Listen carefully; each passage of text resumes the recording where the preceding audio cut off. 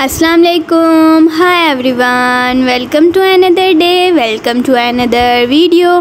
कैसे हैं आप सब जी? तो आज जैसे एक रिमाइंडर वीडियो है, तो चले आए हम चलते हैं अपनी वीडियो की तरफ। क्यों अल्लाह दूर लगता है तुम्हें, वो तो मौजज़ों की शक्ल में रोज़ मिलता है।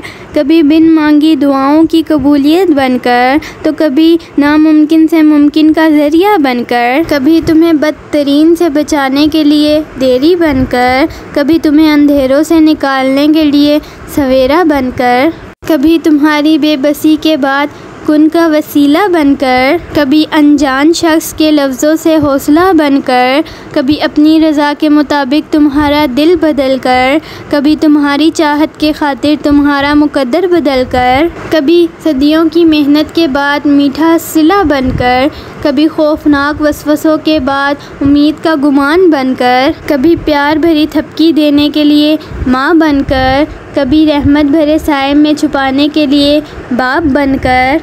कितने तरीक़ों से अल्लाह तुम्हें अपने होने का एहसास दिलाता है।